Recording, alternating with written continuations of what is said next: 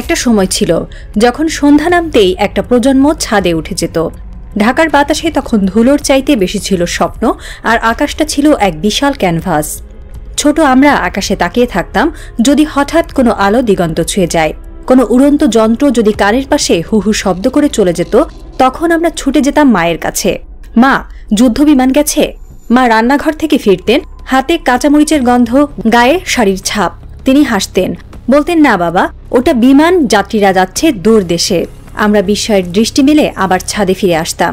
আকাশের দিকে তাকিয়ে ভাবতাম, সেই যুদ্ধবিমান কেমন হয়, কারা চালায় ওগুলো, আমাদের কেন নেই এমন কিছু। আজ সেই ছোট্ট ছেলেটা, সে এখন বড় হয়েছে, তার হাত ভর্তি দায়িত্ব, কাঁধে নাগরিকত্ব। সে এখন জানে যুদ্ধবিমান কি, প্রতিরক্ষা কি, রাষ্ট্র কি। কিন্তু আজকের চারপাশটা যেন পাল্টে গেছে। কোথা থেকে কেউ যেন এসে বলছে, তোমার স্বপ্ন বড় বেশি, তোমাদের দেশ অতটা বড় না, তোমরা তা পারবে না। এই অদৃশ্য কণ্ঠ যেন চারদিক থেকে আমাদের গলায় দড়ি বেঁধে রেখেছে, যেন রাষ্ট্রের প্রত্যেকটি স্বপ্নপথে এক অদৃশ্য বেড়া। কেউ বলে টাকা নাই, কেউ বলে ভারতের আছে বিপদ হবে, কেউ আবার বলে আমরা ছোট রাষ্ট্র, আমাদের এমন কিছু দরকার নেই। কিন্তু বুকের ভেতরে গভীর কোথাও একটা জিদ কাজ করে। তখনই মনে হয়, তারা পারে, আমরা কেন পারি না।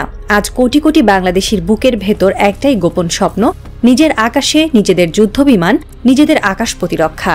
এটা শুধু অস্ত্রের প্রশ্ন না, এটা আত্মমর্যাদার প্রশ্ন। পরিসংখ্যানের ভাষা শুষ্ক, কিন্তু এর ভেতরেই লুকিয়ে থাকে ভবিষ্যতের মানচিত্র। বাংলাদেশের মাথাপিছু আয় এখন $2600 থেকে $2700, পাকিস্তানের মাত্র $1500 থেকে $1600, অর্থাৎ গড় একজন বাংলাদেশি নাগরিক একজন পাকিস্তানির তুলনায় অনেক বেশি অর্থনৈতিকভাবে সক্ষম। একটি যুদ্ধবিমান, একটি HQ-9B সিস্টেম বা একটি ড্রোন, এসব কেবল অর্থ নয়, আত্মবিশ্বাসেরও প্রতীক। এই পরিসংখ্যানগুলো যখন হাতে ধরা যায়, তখন আত্মমর্যাদার এক শীতল স্রোত বয়ে যায়। তখন বোঝা যায় আমরা কেন পারব না। মোট জিডিপি বাংলাদেশ $480 বিলিয়ন, পাকিস্তান $340 বিলিয়নের আশেপাশে। আমাদের অর্থনীতির মোট সাইজও পাকিস্তানের চাইতে অনেক বেশি এগোনো। আমাদের বার্ষিক বাজেট এখন $75 বিলিয়ন কাছাকাছি, পাকিস্তানের চেয়ে প্রায় $10 বিলিয়ন বেশি। এই বিপুল বাজেট কোথায় যায়? প্রতিরক্ষা কি তার বাইরে পড়ে থাকে? শুধু স্কুল, সেতু, মেট্রো বা বাণিজ্যিক অবকাঠামোই কি জাতির মেরুদণ্ড? অথচ প্রতিবেশীরা একের পর এক যুদ্ধবিমান কিনছে, অত্যাধুনিক প্রযুক্তি বসাচ্ছে, মহড়ায় ঝাঁপিয়ে পড়ছে। একটা জাতি যখন অর্থনৈতিকভাবে সব সূচকে এগিয়ে, তখন তার প্রতিরক্ষাও এগিয়ে যাওয়ার কথা। কিন্তু আমরা এখনো বলি আমরা পারি না, অথচ পরিসংখ্যান যেন ছুঁড়ে ছুঁড়ে চিৎকার করে বলে, তোমরা পারো, তোমরা অনেক আগেই পারতে। পাকিস্তান যুদ্ধবিমান বানায়, মিসাইল বসায়, ড্রোন চালায়। পাকিস্তান এগিয়েছে শুধু সাহসে। একসময় পাকিস্তানের অর্থনীতি ছিল অনিশ্চিত, বাজেট ঘাটতি বিশাল এবং বৈদেশিক ঋণের বোঝা মাথায়। কিন্তু তারা থেমে থাকেনি। তারা জানত দেশের অস্তিত্ব রক্ষায় প্রথম শর্ত হল নিরাপত্তা। তাই তারা ছুটে গেছে বেইজিং, ওয়াশিংটন, তেহরান, মস্কো, আঙ্কারায়। তারা দরজা খুলেছে, চুক্তি করেছে, কখনো সস্তায়, কখনো প্রযুক্তি ট্রান্সফার সহ, কখনো সহায়তার বিনিময়ে। তারা মাথা নোয়ায়নি, বরং মাথা উঁচু করেই বলেছে, আমরা চাই কারণ আমাদের প্রয়োজন। এবং এই সাহসী তাদের এনে দিয়েছে JF-17 block 3, HQ-9B, Bayraktar, TB2, TB3, হাত্তা আকিঞ্চি ড্রোন পর্যন্ত। আজ তারা শুধু যুদ্ধবিমান কিনছে না, তারা বানাচ্ছে। শুধু প্রতিরক্ষা ব্যবস্থা বসাচ্ছে না, তারা বিক্রি করছে। এই অগ্রযাত্রা শুরু হয়েছিল একটি সাহসী অনুরোধ দিয়ে। তারপর ধাপে ধাপে তারা সেই অনুরোধকে পরিণত করেছে এক সফল কূটনৈতিক অর্জনে। বাংলাদেশের সামনে বন্ধুর তালিকাও কি ছোট? চীন, ওয়াশিংটন, তুরস্ক, ইরান, রাশিয়া, সবাই অপেক্ষা করছে শুধু একটুখানি আত্মবিশ্বাসের। কিন্তু সমস্যা হলো আমরা চাইতে শিখিনি।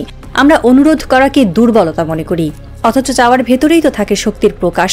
যখন সেটা হয় দেশের অস্তিত্ব রক্ষার জন্য, আমাদের কূটনীতিকরা কি পারেন না বেইজিং এর দরজায় গিয়ে বলার মতো সাহস দেখাতে, আমরা চাই J-10C, আমরা চাই HQ-9B, আমরা চাই বন্ধুত্ব যেটা রক্ষা করবে আমাদের আকাশ। আমাদের প্রতিরক্ষা কর্মকর্তারা কি পারেন না আঙ্কারার মাটিতে দাঁড়িয়ে বলার মতো স্পর্ধা রাখতে, আমরা তোমাদের প্রযুক্তি চাই যাতে নিজেরা দাঁড়াতে পারি। সবই সম্ভব, শুধু দরকার সেই প্রথম বাক্যটা বলার সাহস। আমরা প্রস্তুত। এবার আমরা নিজের আকাশ নিজে রক্ষা করতে চাই। এই গল্পটা তাই শুধু পাকিস্তানের না, এই গল্পটা যে কোনো রাষ্ট্রের, যে রাষ্ট্র সাহস করে বলে আমার প্রয়োজন আছে, আমি পিছিয়ে থাকব না। এবং ইতিহাস বলে, যারা সাহস দেখায় বিশ্ব তাদের পাশে দাঁড়ায়। পাকিস্তান তার প্রমাণ, কিন্তু বাংলাদেশ তার চেয়েও বড় উদাহরণ হতে পারে যদি কূটনীতি আর প্রয়োজন একসাথে হাঁটে। এই ভয়ের প্রাচীর কোনো ইট পাথরের না, এটা একটা মানসিক বেড়া যা তৈরি করেছে কিছু সুবিধাবাদী রাজনীতিবিদ, আমলা এবং তথাকথিত বিশেষজ্ঞ। তারা বলে ভারতের দুঃখ করলে সমস্যা হবে। তারা বলে আমরা ছোট দেশ, বড় অস্ত্র আমাদের দরকার নেই। কিন্তু তারা ভুলে যায় এই দেশের জনগণ বড় স্বপ্ন দেখতে জানে। তারা জানে কিভাবে এক সময়ে শূন্য হাতে যুদ্ধ করতে হয়। HQ-9B সিস্টেম বা J-10C কেনা আমাদের কল্পনার বাইরে নয়, বরং কেবল রাজনৈতিক অক্ষমতার ফলেই এগুলো আসছে না। এই ভয়ের দেয়াল আসলে শত্রুর তৈরি নয়, আমাদের ভেতরের কিছু লোকের তৈরি, যারা বিশ্বাস করে না যে বাংলাদেশ কখনো আকাশ ছুঁতে পারে। আমাদের জাতিগত আত্মবিশ্বাস যেন দীর্ঘদিন ধরেই ক্লোরোফর্ম দিয়ে ঘুম পড়ানো। যারা বলে স্বাধীন দেশ হিসেবে আমাদের সীমিত সামর্থ্য, তারা হয়তো ভুলে গেছেন 1971 সালে এই দেশ স্বাধীন হয়েছিল অস্ত্র হাতে নিয়েই। আজ সেই দেশের বাজেট বিশাল, অর্থনীতি দ্রুত বাড়ছে, কিন্তু চেতনার খাঁচা যেন আগের চেয়েও ছোট।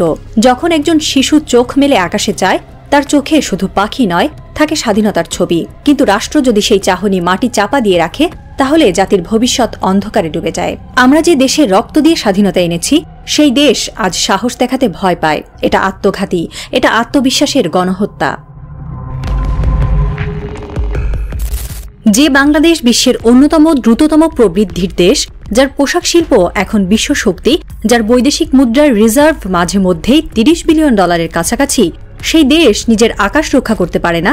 এটা শুনতে যতটা অদ্ভুত, বাস্তবে ততটাই কষ্টদায়ক। আমাদের স্কুল, হাসপাতাল, মেট্রো রেল সবই বাজেট থেকে হয়।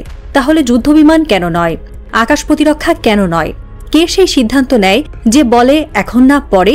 ভারতের রাফায়েল, সুখোই, মিয়ানমারের জান্তা বাহিনীর সেনা প্রস্তুতি, এই দুই দিকেই উত্তেজনা বাড়ছে। মাঝখানে বাংলাদেশ, এক শান্তিপ্রিয় রাষ্ট্র। কিন্তু শান্তি কি একতরফা রাখা যায়? যদি আমরা আজ প্রস্তুত না হই, কাল হয়তো আকাশে পাখির বদলে গোলা উড়বে। আমাদের ছেলেরা যুদ্ধ করবে কি দিয়ে? শুধু সাহসে, নাকি পুরনো রাইফেলে? সব আছে, টাকা, প্রযুক্তি, মানুষ, শুধু নেই সাহসী রাজনৈতিক সিদ্ধান্ত। রাষ্ট্রের শক্তি শুধু অস্ত্রের নয়, সিদ্ধান্তের মধ্যে লুকিয়ে থাকে। কিছুদিন আগে এক সাবেক সেনা কর্মকর্তা স্পষ্ট করে বলেছিলেন, বাংলাদেশ চাইলে 1 বছরের মধ্যেই পূর্ণাঙ্গ আকাশ প্রতিরক্ষা ব্যবস্থা গড়ে তুলতে পারে। কিন্তু সেই চাওয়াটা কোথায়? সেই রাজনীতি কোথায়, যারা দেশের নিরাপত্তাকে আপোষের বাইরে রাখবে? আমরা আজ এক অদ্ভুত ক্রসরোডে দাঁড়িয়ে। একটি রাস্তায় আছে সাহস, আত্মমর্যাদার স্বাধীনতা, অন্য রাস্তায় আছে ভয়, আপোষ এবং নির্ভরতা। সিদ্ধান্ত নিতে হবে আমরা কোনটা বেছে নেব। আমাদের লিখতে হবে এক সাহসী ভবিষ্যতের গল্প, এমন একটা আকাশ যেখানে ঢাকার ছাদে দাঁড়িয়ে একটি শিশু মাকে বলবে, মা, ওটা আমাদের যুদ্ধ বিমান। মা এবার হাসবেন, বলবেন, হ্যাঁ বাবা, এটা আমাদের আকাশ। এখানে এখন আমরা পরিপূর্ণ পাহারাদার, কারো সাধ্য নেই আঁচড় কাটবে। একটি জাতি চুপ করে থাকে না, চুপ করিয়ে রাখা হয়।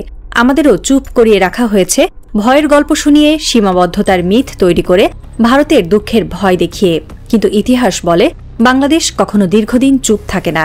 এই মুহূর্তে আমাদের শুধু দরকার একটা ঝড়, একটা সাহসী সিদ্ধান্ত, একটা ভবিষ্যতের প্ল্যান।